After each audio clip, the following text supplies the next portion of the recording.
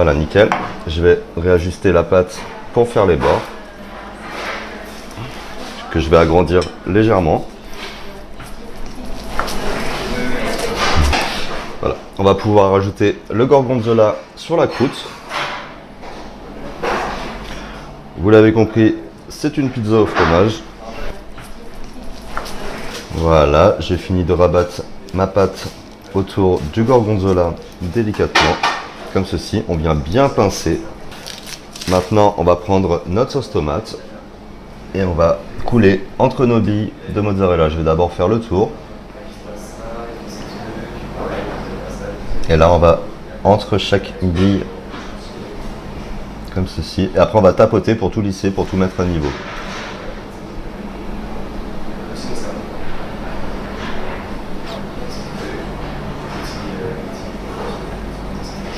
Voilà, pas trop non plus, qu'on puisse garder un visuel sur nos billes de mozzarella. Tout de suite avec le rouge, ça fait son effet, parfait. On a cette sauce tomate, c'est le moment de faire glisser tout ça sur une plaque. Et comme je viens de vous le dire, on vient tapoter.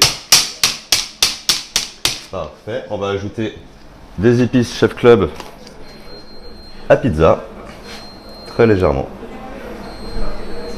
Ça marche très bien avec la sauce tomate.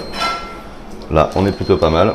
Ça va être le moment d'enfourner notre pizza. On va pouvoir envoyer notre pizza au four 25 minutes à 180 degrés. Et je vais récupérer mon joli panier de tomates. On a un joli panier de tomates. Je vais les récupérer. On va enlever les pédoncules comme ceci, que j'avais déjà prédécoupé. Je vais en récupérer une et vider ma tomate. Tout simplement. On vient racler les pépins bien comme il faut. Parfait. Et on va la plonger dans l'eau bouillante. On continue avec les autres.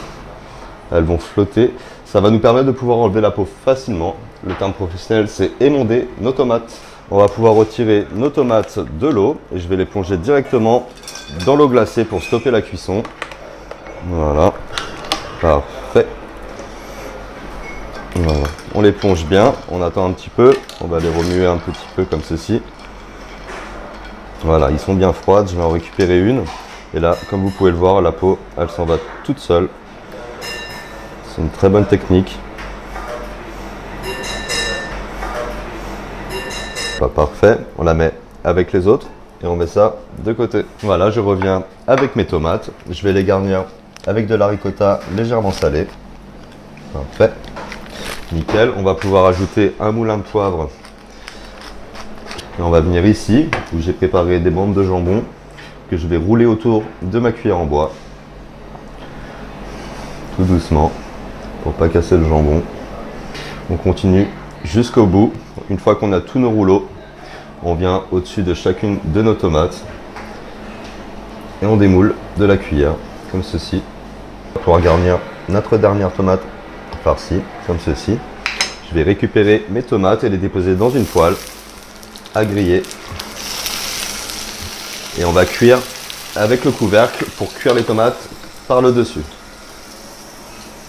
Mes tomates sont bien fondantes, on va pouvoir passer à la... Voilà, on va pouvoir rassembler tous les éléments pour notre montage final. Je vais mettre du parmesan sur ma pizza qui vient de sortir du four pour le faire fondre légèrement. Voilà, on va rajouter un petit peu sur les bords, là c'est nickel. Et on va pouvoir garnir notre pizza. Voilà, on va pouvoir mettre notre dernière tomate farcie et puis je vais pouvoir ajouter des petites feuilles de basilic pour décorer notre superbe pizza 4 fromages. Parfait, on va en mettre un petit peu partout. Voilà, à la base des tomates, c'est joli. Et voilà, on se retrouve avec une superbe pizza 4 fromages. Régalez-vous!